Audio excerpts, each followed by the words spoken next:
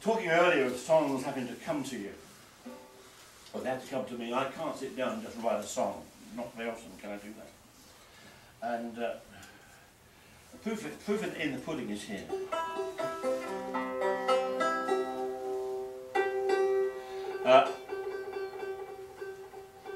Nora and I had gone to Gran Canaria on a short tour. Gran Canaria is part of the Canary Islands, if you don't know, and they're off the western coast of Africa. They've moved from the eastern coast of Africa.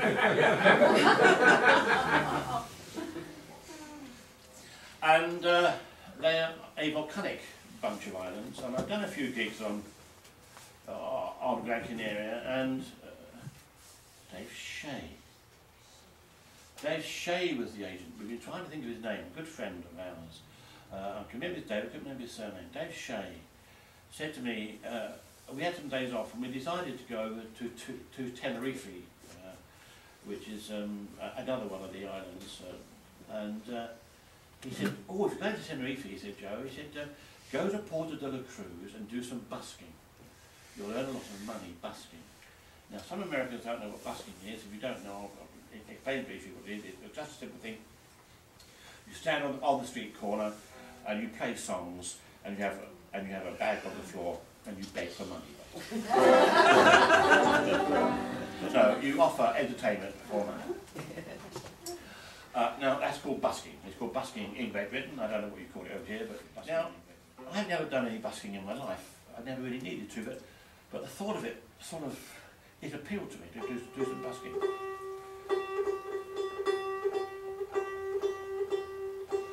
It didn't appeal to Nora.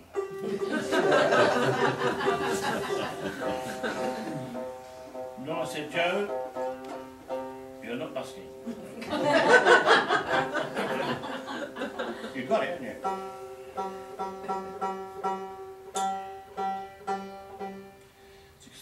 All the strings are expanded in the heat. No, they do.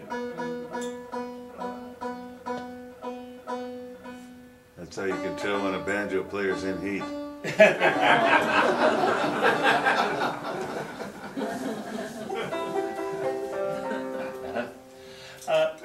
She said, Joe, we're not busking. We're not busking. Okay. So we got the ferry over from Gran Canaria to Tenerife, landed at a place called Santa Cruz, hired a car and went across the north of the island, past Porto de la Cruz to visit our friends. Now, in case you don't know, put it simply, Tenerife is a bit like a triangle standing on its point. It has a flat northern coastline, well not flat, it's like this, but it's a coastline that goes like that, and then it sort of goes down to a point at the bottom. And right in the middle is Mount Teide, which is a volcano which last erupted back in the 1800s. It's dormant, we hope forever. And why I'm telling you this is because because the whole of the north of the island is lush and green, and the south of the island, which is the other side of this volcano, this huge great volcano, is mainly desert, a bit like you've got here in actual fact. In fact, very similar to what it is here in and they've got all these holiday resorts now where the English and the Germans go every year to stab each other. I tend to stay away from that part, or we have done in the past. Anyway, we've caught the ferry over, right, and we've landed on Santa Cruz, and we've driven across past Porto de la Cruz, and we've seen these friends, and I didn't do any busking. Right? It's February. Now, we're going back to get the ferry, to go back to about 3 or 4 days later. We have to go back. So we're driving back along that north coast road, and now try and picture it, can you? I'm not busking. I'm driving on this north coast road. To my left-hand side is the actual road drops down, cliffs drop down to beaches and the Atlantic Ocean rolling in. Okay, imagine it. Lovely golden beaches. Atlantic Ocean, blue sky, not a cloud in the sky. On my right-hand side, Mount Teide, right up, covered in snow. Sun's out, covered in snow. And you get there. there's roses growing on the roadside in February. And Nora said, look Joe, isn't it beautiful? Roses in February and snow on the mountains. And it was. I mean, I painted it well, haven't I? It was beautiful, it was idyllic, it was lovely. So we drive on and we get to Santa Cruz. We've missed the ferry. Missed the ferry. 4 hours to wait for the next boat. Now what I didn't realise was, well I soon did of course, that once the ferry goes, nobody hangs around down by the docks. Not on a Sunday afternoon anyway, which it was. Nora said, okay, I'm going to go off and look at those tall ships over there. And I said, I'm going to stay here and do some busking.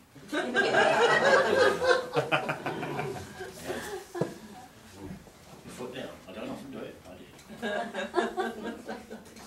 And she said, okay, I'm off. So I sat there and I got out the banjo case and I put some money in it.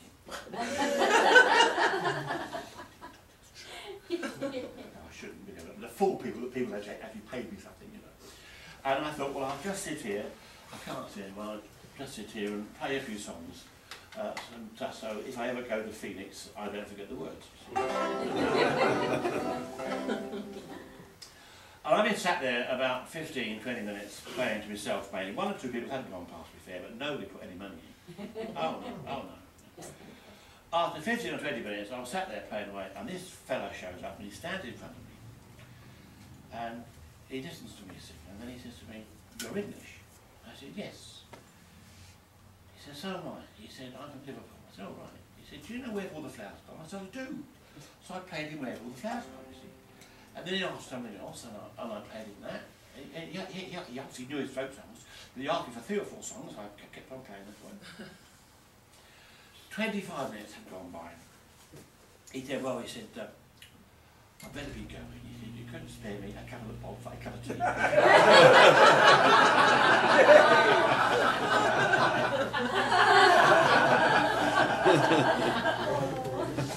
So I put my hand in the banjo case and I gave him 200 pesetas, which, strictly speaking, I've now realised wasn't enough, and I'm very sorry I didn't give him more, because when Nora came back, I said, "Nora, I've got the first verse to a song." She said, "What is it?" I said, "Where snow lies thick upon the hills, and roses bloom in February, I stood upon the shore and busked, and paid a man to listen to me."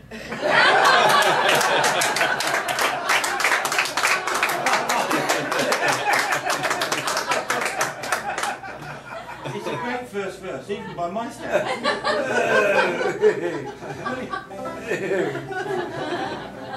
So I thought, right, second verse. Well, I'll be honest with you, I'm 15 months trying to write this.